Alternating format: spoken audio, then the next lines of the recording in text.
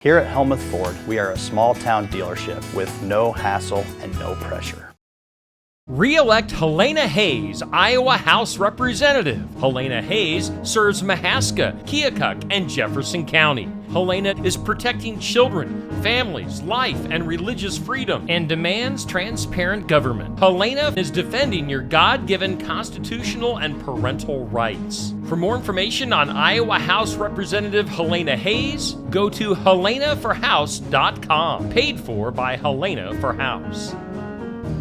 Delta Fire and Rescue presents the Delta Haunted House at 109 North Center Street in Delta. Admission is just $10 per person. The Delta Haunted House is open each Friday and Saturday throughout October and on Halloween night from 8 to 10 p.m. Food and drinks will be available for purchase, and now accepting cash and most major credit cards. It's the Delta Fire and Rescue Delta Haunted House, Fridays and Saturdays in October and on Halloween night.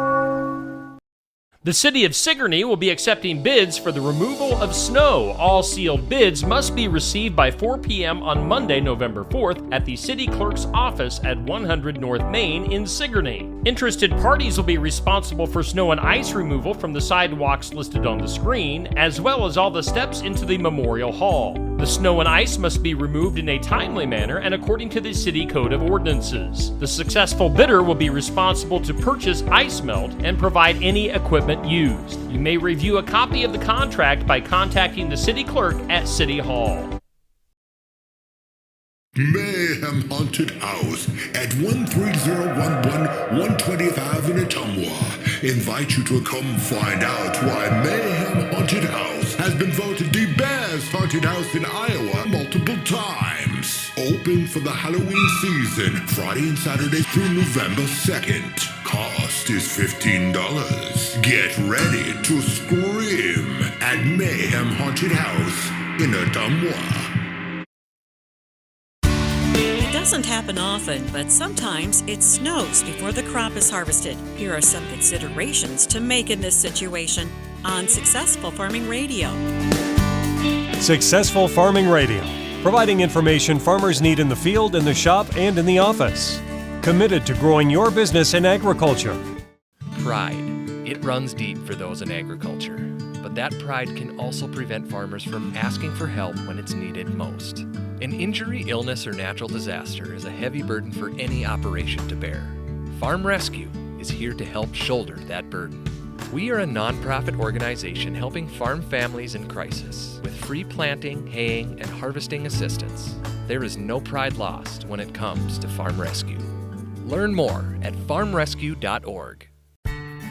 Check out our full lineup of Successful Farming podcasts. The Successful Farming podcast goes in-depth into the topics that affect farmers and ranchers. The 15 Minutes with a Farmer podcast offers a quick conversation between an editor and a farmer. The SF Shorts podcast offers bite-sized interviews about agricultural topics. And the SF Daily podcast covers commodity markets, weather, and the big things happening in agriculture each morning. Search for Successful Farming wherever you download your podcasts.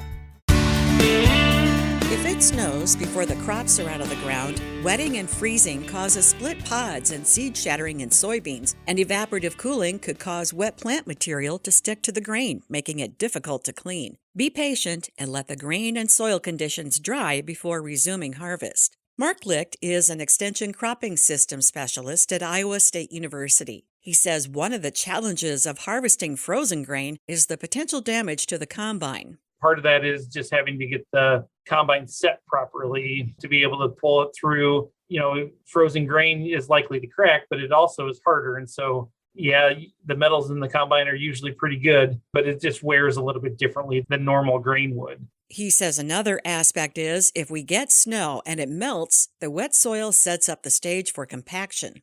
And I think there the key is that we do have to let that soil either dry out or we have to harvest when it's firmed up, you know, so that might be a couple early hours in the morning when we're still firm from the overnight lows, or maybe waiting a day or two for that snow to melt and dry up. We have to be careful because we're really setting ourselves up for the next planting season already. And so if we mess up that soil, then we have a little bit more that we have to go through.